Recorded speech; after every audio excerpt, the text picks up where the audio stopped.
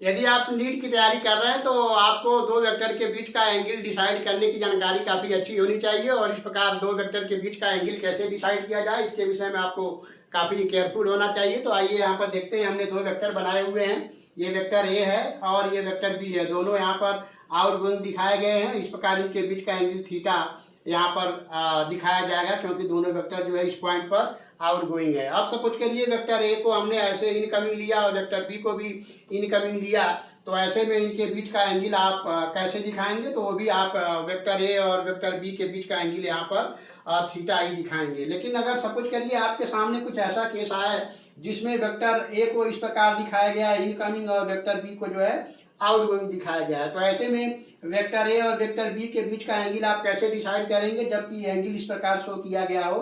तो इस तरह के क्वेश्चन को सॉल्व करने के लिए आप क्या करेंगे? पहले आपको पता होना चाहिए कि किसी भी वेक्टर को अगर हम पैरेलली शिफ्ट कर देते हैं तो वेक्टर में कोई मैग्नीट्यूड और डायरेक्शन में चेंजिंग नहीं होता। तो यहाँ पर आप देखिए दोनों वेक्टर को आपको आउटगोइंग करना होगा या दोनों को इनकमिंग करना होगा। तो हमने वेक्टर ए को पैरेलली यहाँ पर शिफ्ट कर दिया। जब आप वेक्टर ए को पैरेलली आप शिफ्ट कर दिए, इस पॉइंट पर आप देख पा रहे हैं कि वेक्टर ए और वेक्टर बी दोनों आउटगोइंग हो गए। तो ऐसे में आउटगोइंग वेक्टर बी और आउटगोइंग वेक्टर ए के बीच का जो एंगल होगा अब 180 डिग्री माइनस थीटा यहाँ पर दिखाया जाएगा, क्योंकि ये पूरा टोटल एंगल 180 होता है, उसमें से थीटा निकाल देंगे तो वेक्टर ए और वेक्टर बी जो कि दोनों यहाँ पर आउटगोइंग है, इनके बीच का एंगल 180 डिग्री माइनस थीटा होगा। अब अगर सपोज करिए आपके मन में आया कि नहीं हम वेक्टर बी को ही शिफ्ट करेंगे, तो कर लीजिए।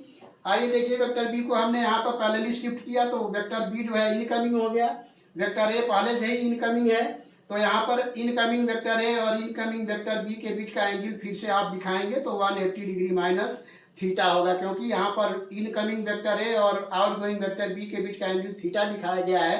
तो रियल में इनकमिंग वेक्टर ए और इनकमिंग वेक्टर बी के बीच का जो एंगल होगा यहाँ पर आप देख पा रहे हैं दोनों इनकमिंग है, तो इनके बीच का एंगल वेक्टर ए और वेक्टर बी के बीच का एंगल 180 डिग्री माइनस थीटा दिखाया जाएगा। तो हम समझते हैं ये एक्सप्लेनेशन आपको काफ़ी अच्छे से समझ में आया होगा। और जब आप नीट की तैयारी करते हैं तो फिजिक्स में बहुत सारे चैप्टर्स जो आगे आते हैं उसमें वेक्टर्स के एप्लीकेशन आते हैं, और चूंकि वेक्टर आपके बुक में और जहाँ भी आप पढ़ते हैं वहाँ पर वेक्टर थोड़ा पहले पढ़ाया जाता है, तो आपको लगता है कि वेक्टर बहुत इंपॉर्टेंट नहीं है, बहुत छोटा चैप्टर है, बहुत इजी चैप्टर है, बट ऐसा नहीं है। वेक्टर बहुत ही इंपॉर्टेंट टॉपिक है, और वेक्टर को जितने अच्छे से आप समझेंगे उतने ही अच्छे से आपका आगे का चैप्टर जो फिजिक्स में है वो अच्छे से समझ में आएगा, क्योंकि आपको ध्यान में होना चाहिए कि पूरे फिजिकल क्वांटिटी को हम लोग वेक्टर, स्केलर और टेंशन में डिवाइड करते हैं, बट आपके नीट लेवल पर जो है वेक्टर को और स्केलर को पढ़ना होता है। तो पूरे फिजिक्स को हम वेक्टरली और स्केलरली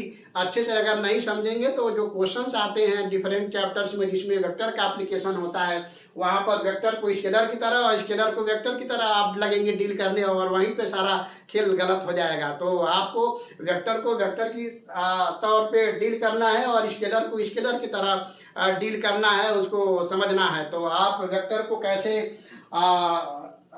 सॉल्व करेंगे, वेक्टर से रिलेटेड क्वेश्चन आएगा तो उसमें एंगल कैसे डिसाइड करेंगे, हम समझते हैं यहाँ पर आपने काफ़ी अच्छे से समझ लिया होगा। तो फिर मिलते हैं नेक्स्ट वीडियो में किसी और क्वेश्चन के साथ और किसी और एक्सप्लेनेशन के साथ। तब तक के लिए थैंक यू।